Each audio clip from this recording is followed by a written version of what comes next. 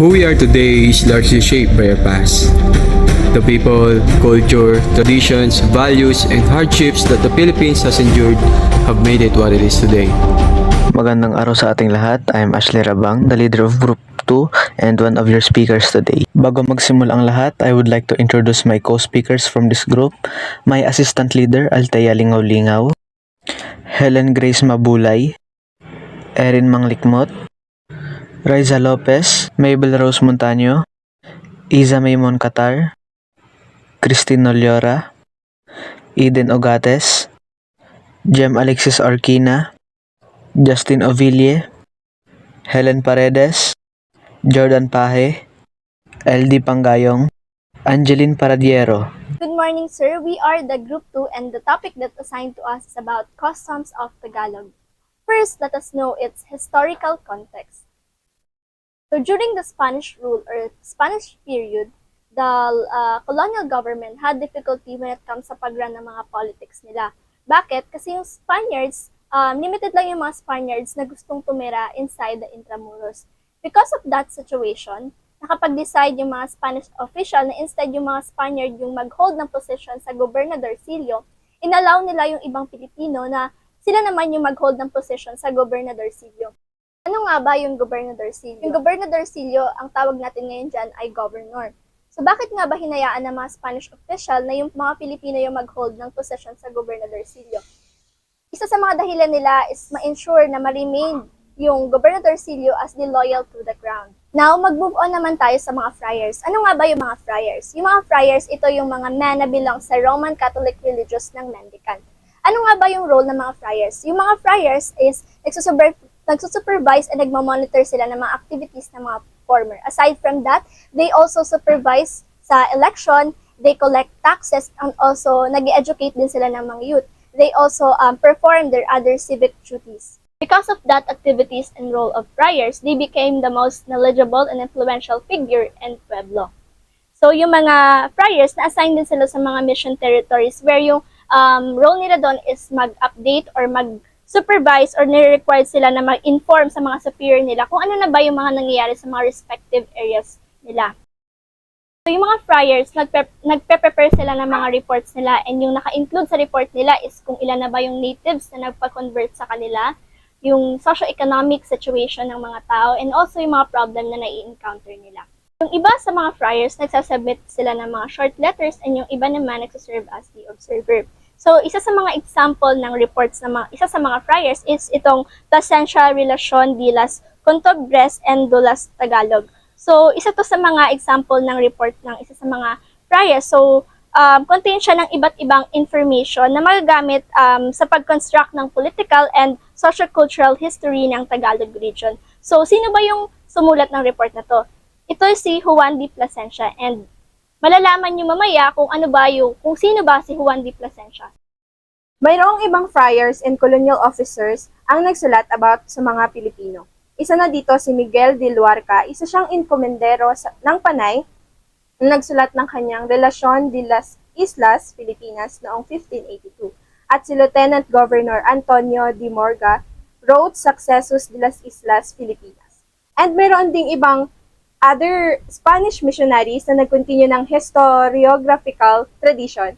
Ito sila Father Pedro Chirino S.J., Relacion de las Islas Filipinas noong 1604, Father Juan Delgado S.J., Historia General 1751, Father Francisco Colin S.J., Labor Evangelica 1663, Father Francisco Ignacio Alsina S.J., Historia Natural del Sitio, Fertilidad y Calidad de las Islas y Indios de Visayas 1668.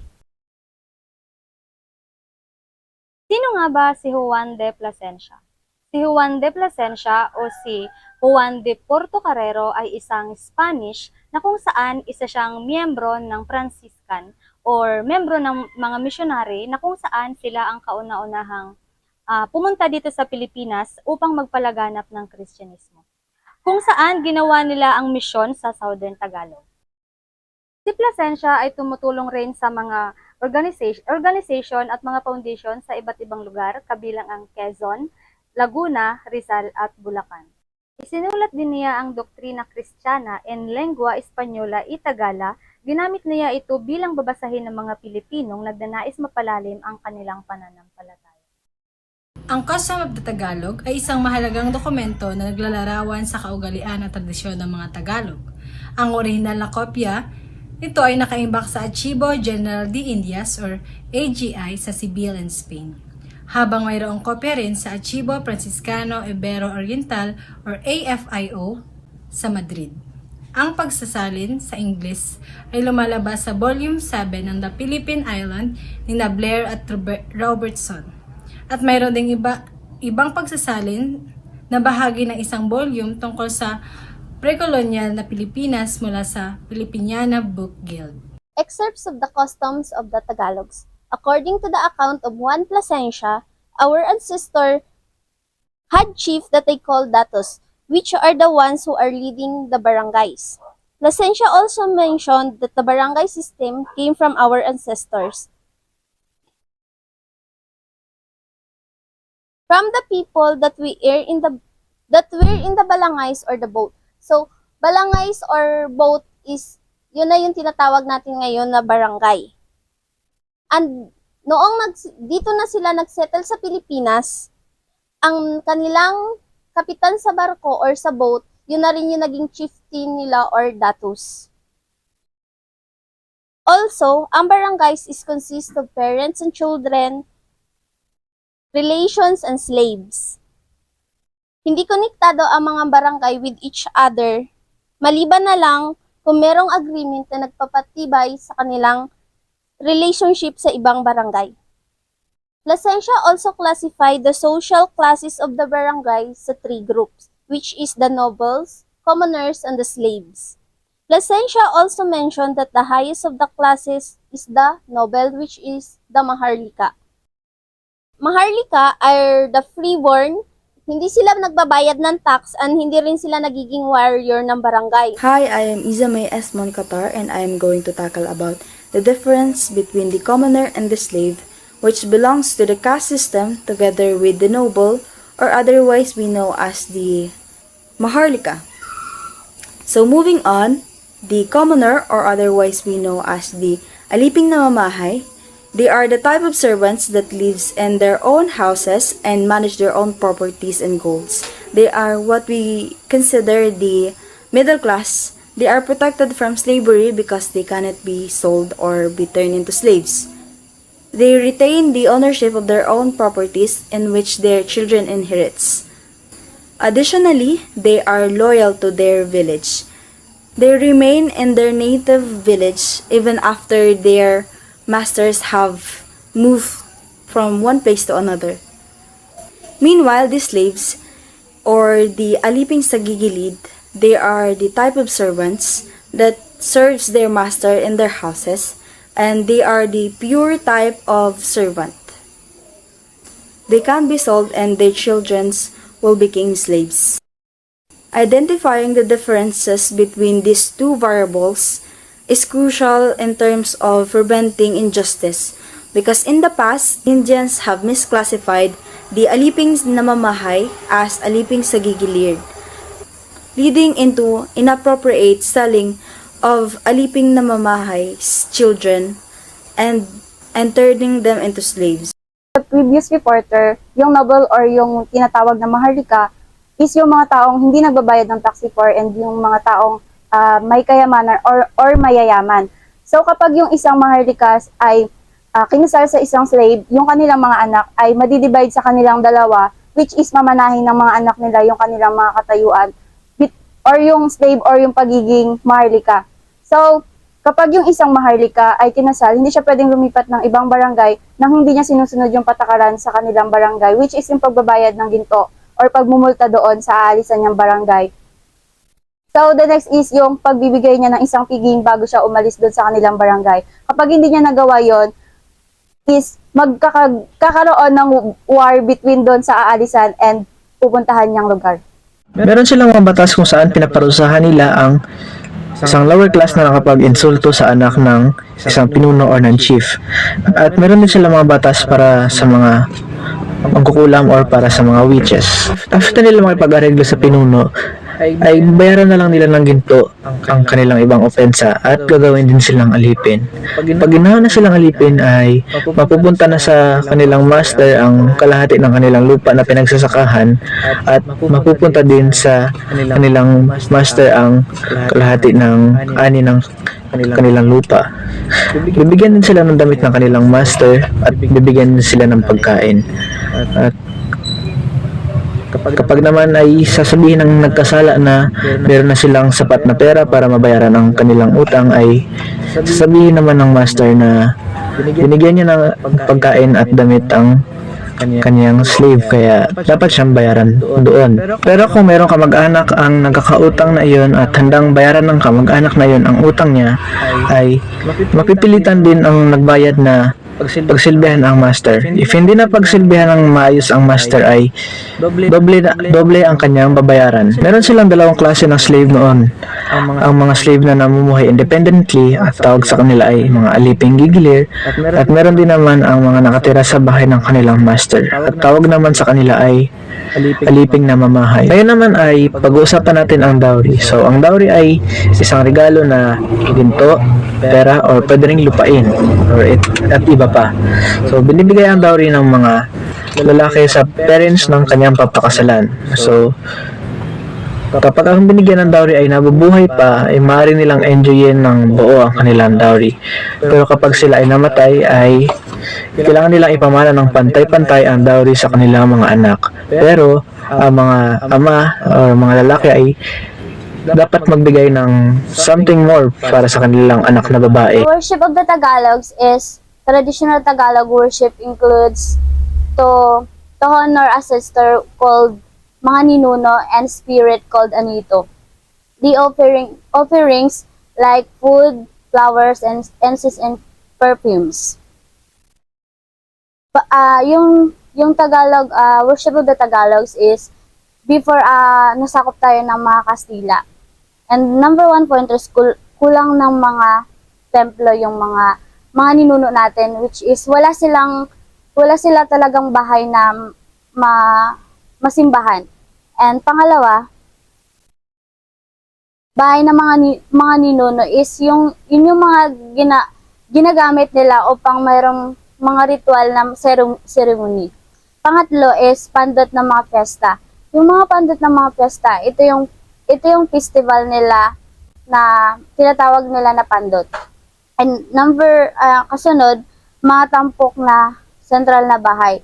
Ito talaga yung palagi nilang ginagamit kapag nagkakaroon sila ng worship or rituals.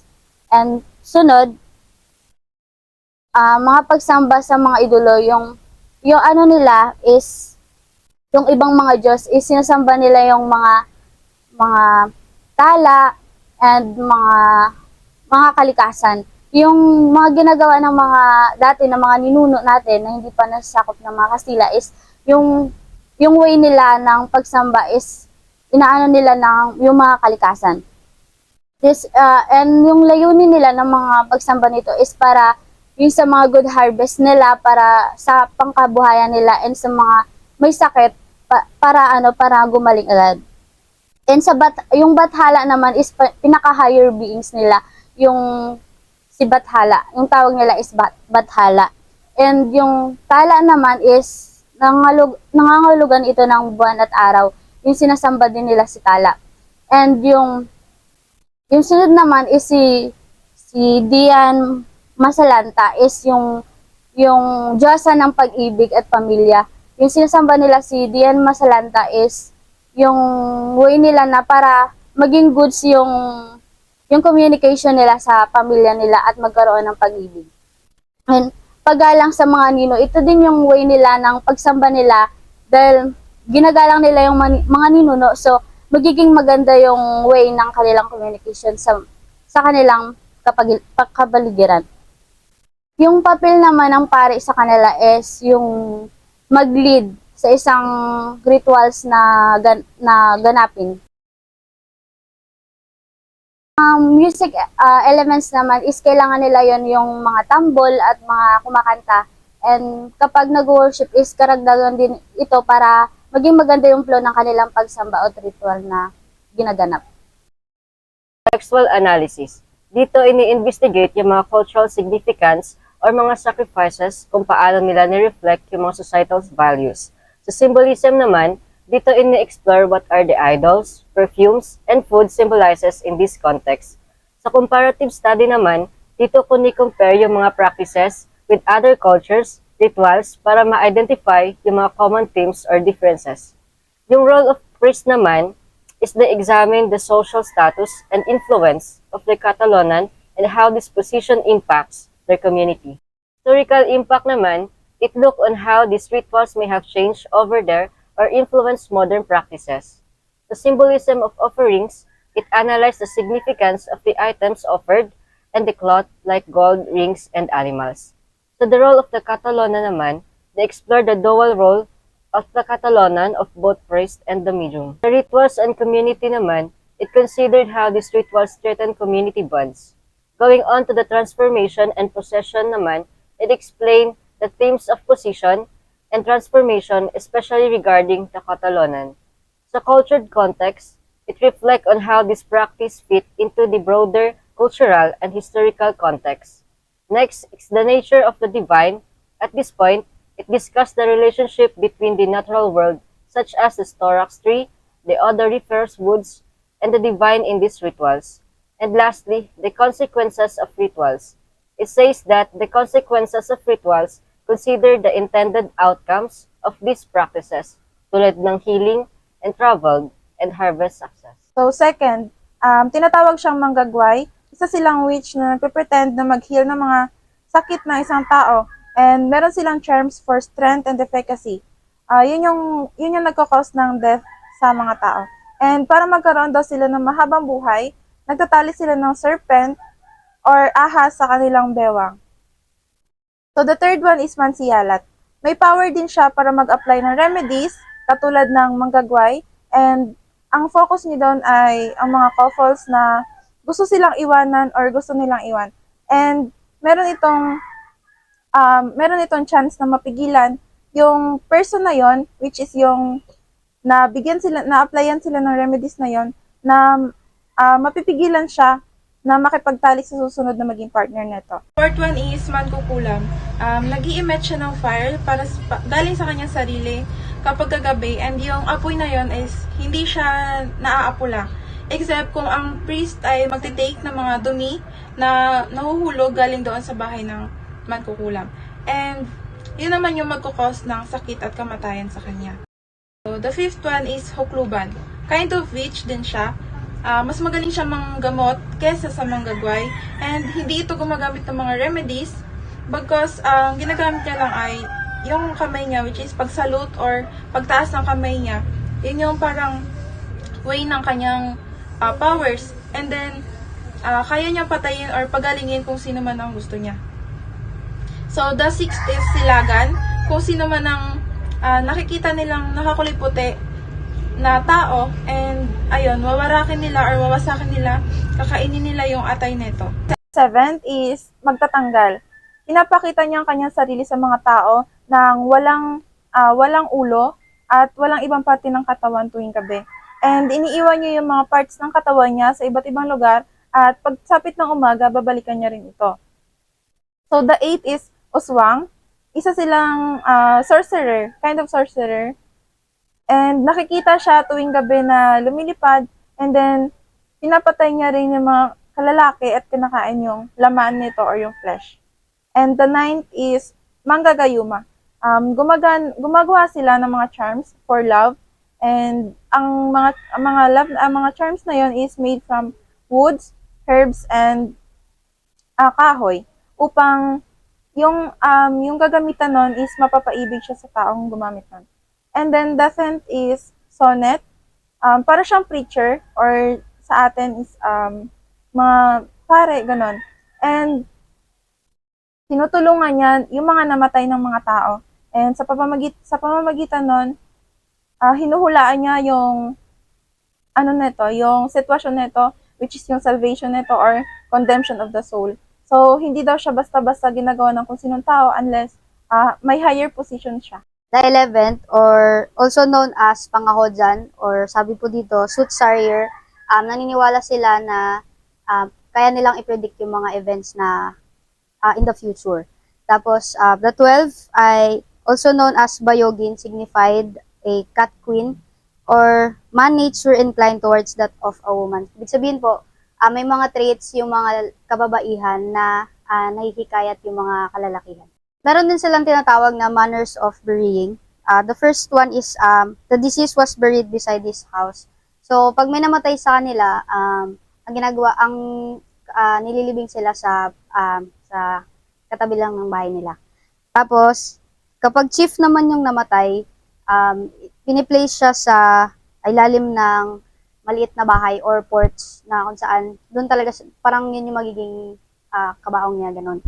Tapos, before entering the body, bago ipasok yung katawan niya doon sa porch, magmumorn muna sila ng for 4 days. Tapos, after nun, ihiga na siya doon sa boat. Tapos, may nakabantay sa kanya na isang slave. And then, sa place ng rowers, meron silang tinatawag na nag-aalay sila ng mga animals. So, kapag nag-aalay sila ng animals, dapat male at saka female. Tapos, ang mga example ng mga inaalay nilang hayop ay goats, deer, saka fowls. Tapos, meron silang isang slaves doon na ang responsibility niya ay pakainin yung mga animals na yon. And then, kapag warrior naman yung namatay, merong isang slave na was tied beneath his body until in this way he died. So, na itatali siya doon sa namatay na warrior. And then, yung mga relatives na mga namatay, magluluksa sila hanggang sa gusto nila, ganun, hanggang sa mapagod sila. And then, this grief was accompanied by eating and drinking. Tapos, meron silang tinatawag na maka or life or rest called as paradise and village of rest. Tapos, yung mga nakakapunta lang daw doon ay yung mga valiant or yung mga nabuhay sila ng walang sinasaktan, saka na-possess nila yung moral virtues. And then, meron din silang kasanaan or place of punishment na doon daw pumupunta yung mga makasalanan, yung mga masasamang tao. Tas demon, ang sa kanila ay Satan. Vance, ito na po yung kabuuan po ng report namin at kahalagahan po ng buong report po namin. So, ang mga sinaunang Pilipino ay meron na silang sinaunang pamumuhay bago pa man dumating ang mga banyaga o mga taga-ibang bansa, bago pa man tayo sinakop at inintroduce nila ang kanilang mga sariling kaugalian at kultura. So, kagaya ng pagsamba, meron ng mga sinaunang Pilipino na sumasamba sa mga batala, sa mga espiritu na hindi nakikita bago pa inintroduce ang Christianity at Islam. At pangalawa, yung political system. Meron na rin tayong political system dito bago pa man tayo na-impluwensyahan ng Espanyol, ng Amerikano at ng Hapon. Ang political system natin dito ay ang mga dato na siyang nagiging leader sa isang barangay at siyang nagpapatupad ng mga batas na dapat sundin ng mga tao sa barangay. So yun po yung dalawang halimbawa. Dato Marlica Alipin. So Dato, gaya nga ni sinabi ko kanina, siya yung may kapangyarihan sa loob ng barangay at nagpapatupad ng batas. So yung mga tao sumusunod sa batas na pinapatupad ng Dato. So Maharlika, mga Maharlika ay ang mga marangal na mamamayan. Ibig sabihin mga mayayaman sila sa loob ng lipunan noong panahon sa ating bansa. Sila ay may kapangyarihan na makilahok sa digmaan at tumutulong din sila sa mga Dato. So ang Alipin, sila yung mga tao na may pinakamababang antas na uri ng pamumuhay dito sa Pilipinas noong panahon. Political scientist. Yung political scientist, yung Plasencia, ay napakahalaga sa political scientist dahil tinatake nila or binibigyan ng kaalaman about sa social classes, social stratification at sistema ng batas sa rehiyon. So sa simpleng paliwanag, ang mga ito ay tumutulong upang maunawaan ang istruktura ng lipunan at pamahalaan ng mga sinaunang Pilipino noong panahon sa Pilipinas. Property rights, marriages, rituals, burial practices, and the manner in which justice is dispensed. So, property rights, so ang mga Pilipino noon ay may mga karapatan na sa kanilang ari-arian. Tsaka mayroon na ring marriages, rituals, and burial practices na kanilang isinasagawa sa kanilang komunidad nung panahon. Placensius also popularized the unwritten customs, traditions, and religious beliefs of the Filipinos. So when we say unwritten, ito yung mga example nito is yung pagmamano. Then sa traditions naman, example nito is yung mga bayanihan natin. And then sa religious is alam naman natin na very, as of now, very Catholic, very Christian yung mga Filipino. Then ang Placensius din, siya din yung nag-introduce sa atin ng historical knowledge about sa mga manananggal, aswang, hukluban, gayuma, siya yung nagpakilala sa atin nun, which is until now ay naniniwala pa din tayo. Then, yung mga priests and missionaries daw, binabasa niya yung Placensius Customs of the Tagalog and Doctrine Christiana para ma-inspired sila sa sa tuwing mag-sermon sila sa mga pag may simba, na-inspired sila through reading it. And then, yung preaching, dapat kapag nagpipreach yung isang pare, may kasama siyang material para na related siya sa faith. Kasi that's required. Ayon sa historical writings ni Placencia, yung mga Pilipino daw dati is mayaman sa kultura, which is mga Pilipino is meron siyang functioning government and tax system, set of laws, criminal justice system, indigenous calendar, and long-standing custom and tradition. So pagdating sa government, so meron silang tinatawag na small unit of government, which is tinatawag na barangay, na kung saan is pinamumunuan ito ng datus. So yung datus is sila yung nag-implement ng batas. Kung sino man yung lalabag dito is maaaring parusahan. Pagdating naman dito sa indigenous calendar, yung calendar is ito yung nagbabasyahan nila kung kailan lang sila pwedeng mag-ani, kung kailan sila pwedeng magtanim. So pagdating naman dito sa kanilang tradition, so sa tradition nila is meron na sila dati na yung respect for elders, and pagdating naman sa occasion, nagsiselebrate sila like fiesta. So pag yung tawag nila sa kataas-taasan nila, yung supreme nila is tinatawag nila itong bathala. Then yung mga Pilipino dati is nagsusuot na sila ng garments and gold ornaments na kung saan is nagsisimbolo ito sa kanilang kagandahan and kayamanan. And pagdating naman sa kanilang bahay, meron silang decoration, which is yung kanilang idols. Pag sinabi nating idols is yung kanilang Diyos-Diyusan, na kung saan is nagsimbolo ito sa kanilang paniniwala and nire-respect nila yung mga espiritu. So in conclusion naman is yung mga Pilipino dati is hindi talaga magpapahuli pagdating sa pamumuhay and sa pagdating sa kanilang cultures compare sa ibang bansa. Thank you for staying with us and for lending your ears. Have a great day ahead. Hanggang dito na lamang.